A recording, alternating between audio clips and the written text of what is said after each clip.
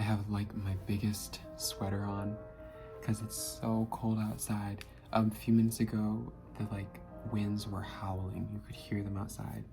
And I'm tired, I'm sleepy, and I've just been working on my architecture final. I have a new sketchbook to start. It's all blank, and it's hard to even open because the spine is like, it hasn't even been stretched, right? So we'll fold it open together.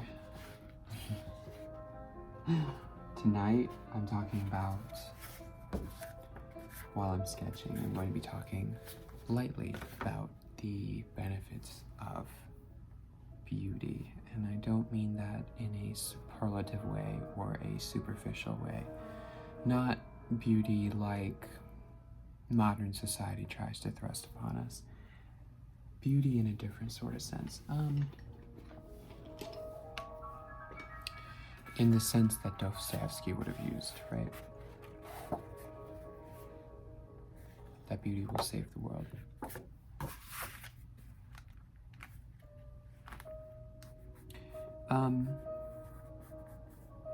Okay, I just need to draw 2 eyes. And then I'll be ready to begin. I always draw the same kind of patterns on my paper. No matter what I do. I've heard it from one of my art professors that your first marks on paper are staining it, and I kind of like that. This is loud. I love Liszt, but it would be a struggle for me to talk over him the whole video. Okay, we're gonna talk about beauty. I wrote down some ideas on why I've devoted my life to beauty. Again, I'm not talking about superficial beauty or attraction, although beauty, true beauty, terrible beauty can be very attractive in a deadly sort of way. And I think that's where we'll begin. When confronted with true beauty, I'm not surprised that I'm terrified. And this is a phenomenon that has been well documented by, many different poets, authors, literary geniuses, or art figures. Beauty can be terrifying. True beauty, kind of like the beauty of the Sphinx, or Medusa. It's like, it can turn you to stone. It can stop you in your tracks. It can be unnerving, right? So true beauty is at once terrifying, but we also have to establish that it is one of 3 transcendentals: truth, beauty, and goodness. Those are 3 transcendentals that across many disciplines and many cultures are held to be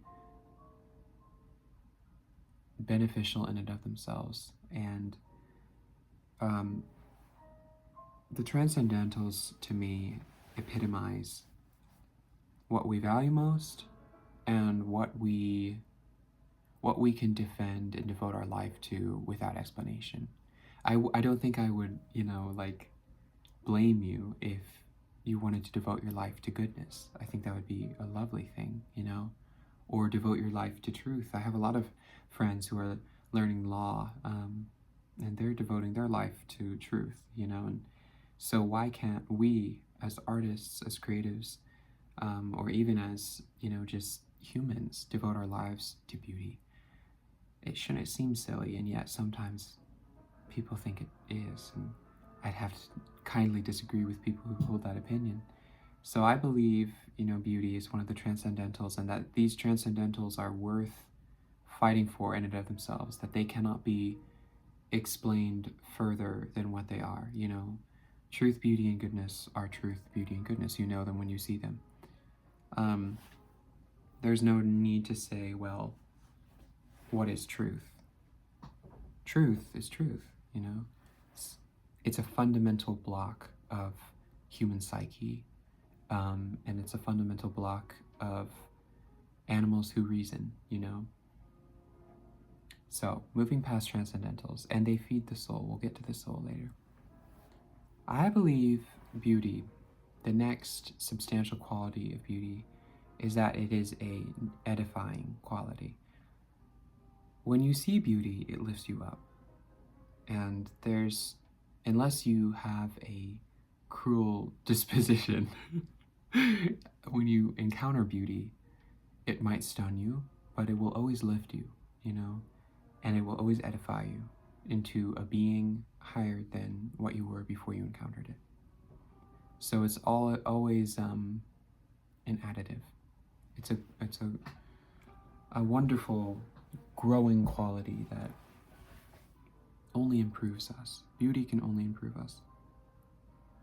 Again, we're not talking about like lip balm. You know, it's like although that can you guys can tell I'm tired. No, but we're not talking about like Botox, you know, or like, oh, like that car is red and like expensive, so it has to be like a symbol of luxury, and luxury has to be a symbol of beauty. We're talking about a deeper sort of beauty here. Okay. The next quality that I wrote down is to live beautifully, is to live a full life. If one lives beautifully, one won't have regrets. And even if they do have regrets, those regrets will be beautiful, and in that way they will be a work of art, you know. And I think that's good. The next quality is beauty is the definition of beauty, to Dostoevsky at least, could maybe be put as a universal ideal for a better world. That the idea that beauty is not just an abstract quality, but it actively shapes and molds our world, should we embrace it. Should we embrace aesthetic, you know, perfection, which is dangerous. Most societies that claim to have aesthetic perfection are some of the worst societies on earth. So we have to be careful with this. But I think a better way of putting that is societies that always strive to improve themselves, to improve their morality, to improve their aesthetics, yes, their humanities, but are always striving for the betterment of their world. Those are the nations or the societies that flourish and that are worthy of flourishing and evolving.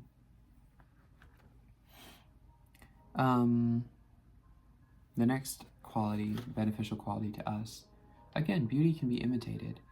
The next beneficial quality would be true beauty does not seek self-aggrandizement, but is a generative quality and promotes the flourishing of others, not just itself. My handwriting's awful, so I can't really read well. This is an important one too. Against common belief, beauty is humble, you know, it's stately, but it doesn't announce itself. It's there to support us. It's there for our enjoyment. It's there for our nourishment, you know, and so why do we discard it as a needless ornament? Beauty is not ornament. Beauty is food for the soul. Beauty is the twinkle in your eye, you know? Beauty is like